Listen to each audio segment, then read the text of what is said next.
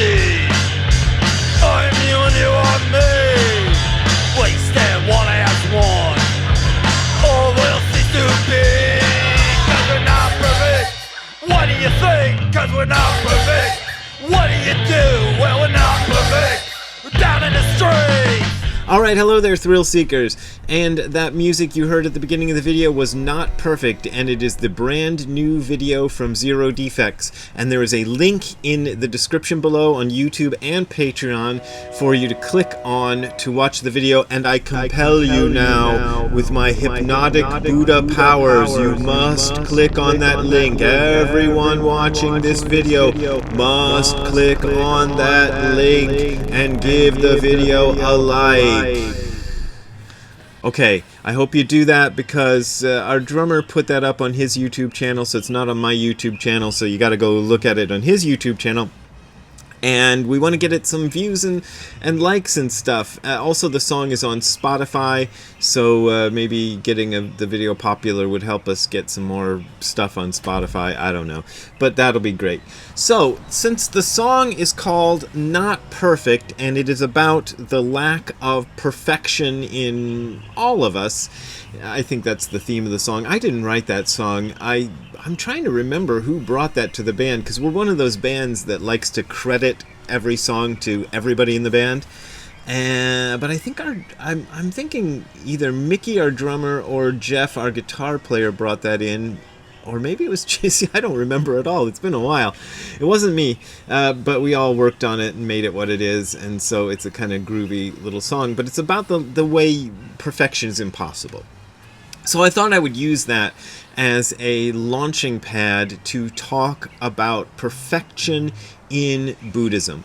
And there is a phrase that crops up in the Heart Sutra, and I first heard it in its untranslated Sanskrit form, and the phrase is Anuttara Samyak Sambodhi, because in Kobun Chino's version of the Heart Sutra, Kobun Chino Roshi I should say, his version of the Heart Sutra, his translation, just leaves that untranslated.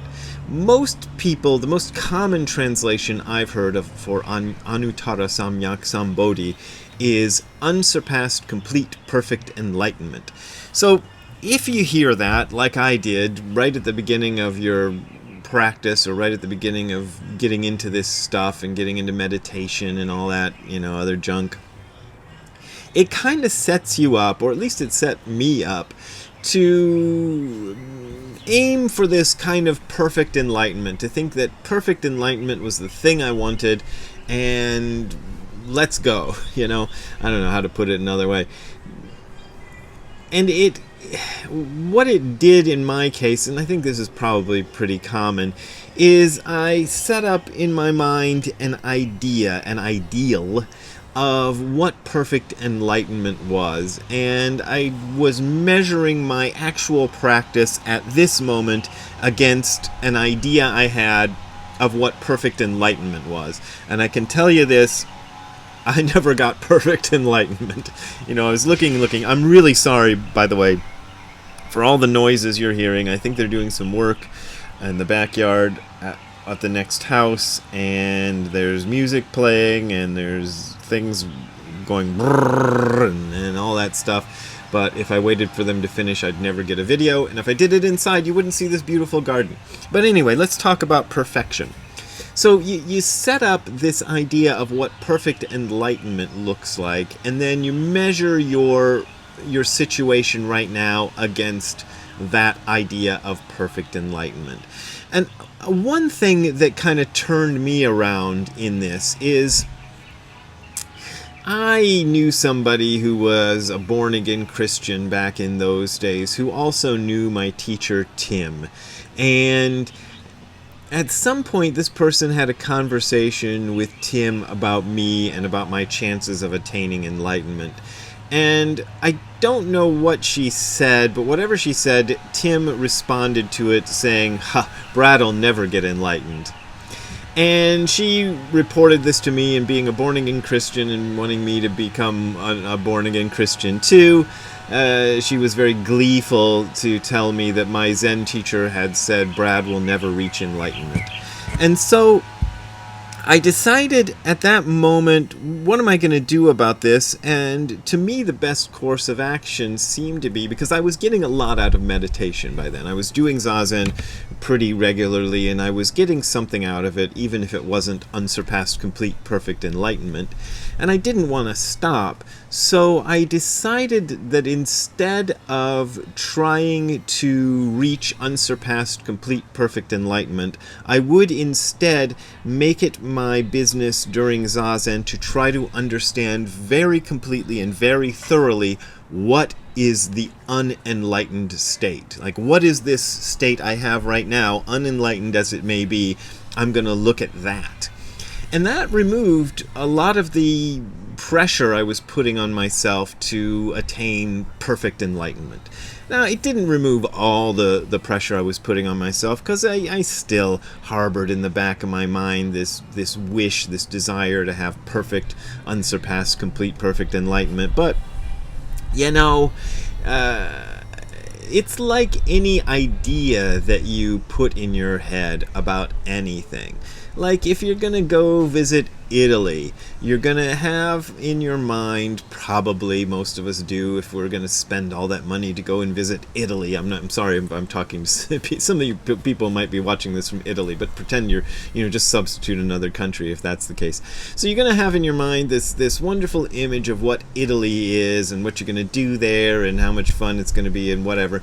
And even if you have a great time in Italy, Italy will never be exactly what you expect it to be. There'll be all kinds of things that you don't expect. I don't know what it is. Maybe the pizza won't taste right, or maybe the pasta will be soggy, or maybe the pasta will be even better than you expected it to be. But in any case, it's never going to match your imagination of what it's going to be.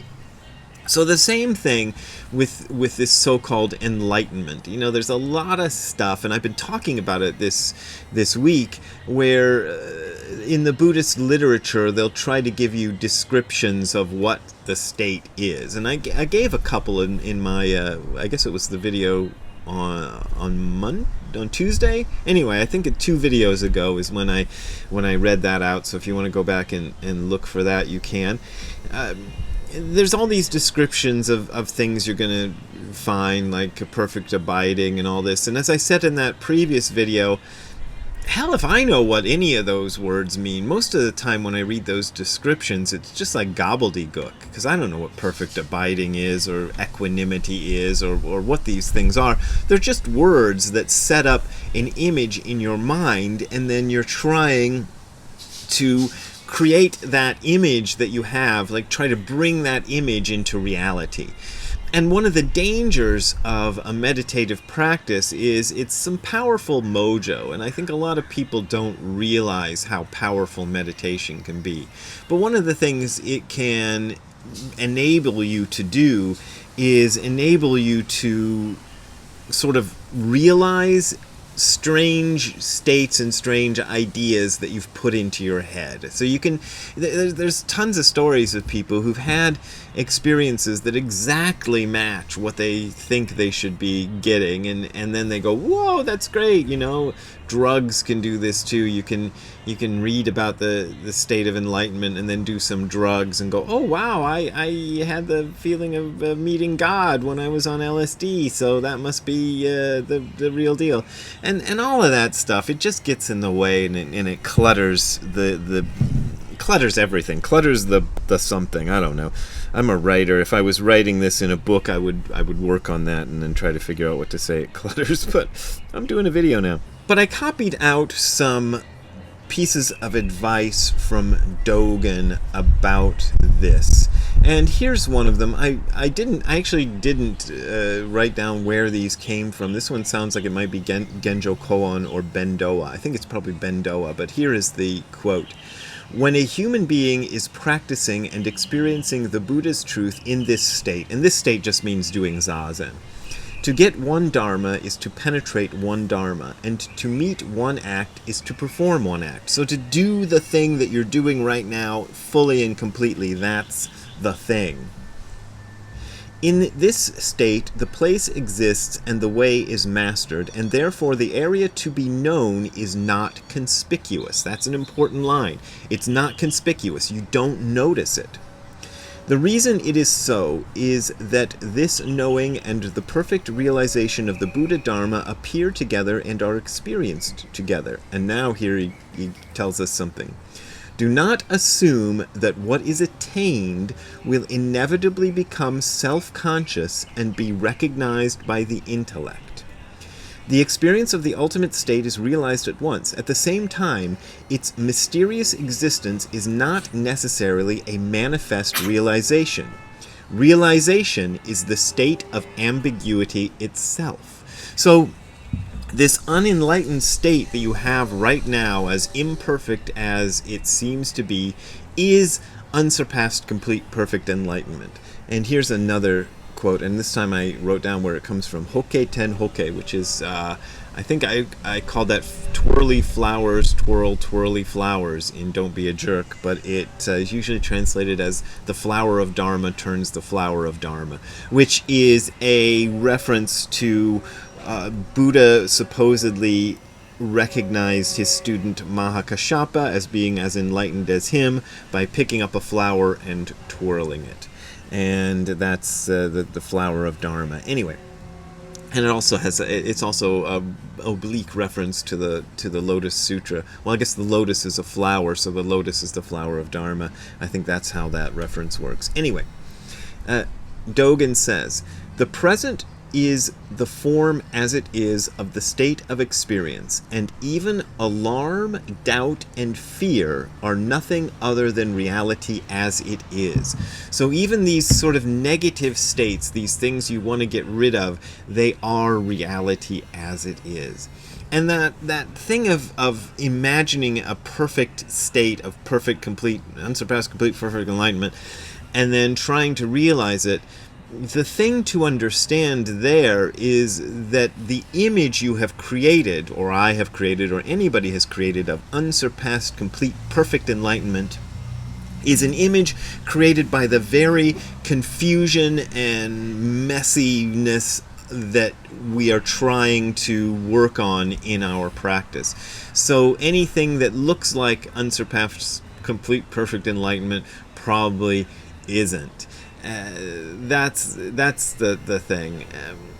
One of the reasons they call some of these experiences awakening is that the experience can feel very much like when you wake up from a dream. I had a dream last night that I was climbing up this weird ladder, and I finally got on top of it, and my mom was with me, and now I had to climb down. And I woke up to my wife yelling at me about where I put the car keys last night, which I think were in my pocket of my pants. And that kind of interrupted the dream, and when a dream is interrupted, then you remember it better. And I went from being like, how do I get down from this ladder, to going, oh, I'm not even on a ladder at all. And that's what an actual awakening is like. So in that case, and this is maybe dangerous to say, but I'll say it anyway, because people will get the wrong idea about it. It's unmistakable. You know, it's as unmistakable as when you wake up from a dream and you realize you're not on the ladder with your mom trying to climb down the ladder, and you go, oh, I got to figure out where the car keys are. It's like that. And these other states that come and go, where they might be very beautiful and look like unsurpassed, complete, perfect enlightenment, but those are the kind of things I think we have to put away. I have told the story many times, and I put it in my book Hardcore Zen, about how I had experienced a few of these very beautiful, wonderful states that I thought were states of awakening, and I shared them with my teacher, and he was brutally honest with me in putting them down and telling me to forget about that kind of stuff. Once something happened that was unassailable, I didn't need to ask anybody else. That's kind of how it feels. You know, I didn't need this morning to say, hey, wife, are you sure that I'm not on a bridge trying to climb down off a ladder with my mom? I didn't have to ask that. I didn't need her confirmation. I didn't need anybody's confirmation. I knew what was going on at that point. So there you go. That's my little lecture about perfection. And once again, I command you with my Zen powers to click on the link to the Zero Defects video below and give it a like. I command everyone in the audience to do so. The power of Buddha compels you. All right, thanks. If you want to contribute to my continued living in this world, you can go to the URL that you're seeing on the screen below, which is hardcorezen.info/donate. That is hardcorezen.info/donate. You can find my PayPal and Patreon links there. And as I keep forgetting to say, those links are also in the description below if you're watching on YouTube. So you don't have to even go to that URL. You can just go to the links that are in the description below. And if you want to donate, you can donate that way. All right. But as I always say, you don't got to support me if you don't want to support me. Okay, we will see you next time. Have a good time all the time. Bye. I compel you to click on the video and leave it a like, the Zero Defects video. Hey Ziggy Boo. Oh, you catching a fly? Hey Ziggy Boo, what do you think of perfection? Is perfection like when you actually catch the fly? Is that it? Hey Ziggy, look at the folks. Hi. He's getting more flies. I hope he's getting mosquitoes. All right, we'll see you later, Ziggy. Let's go in and edit the video. Okay.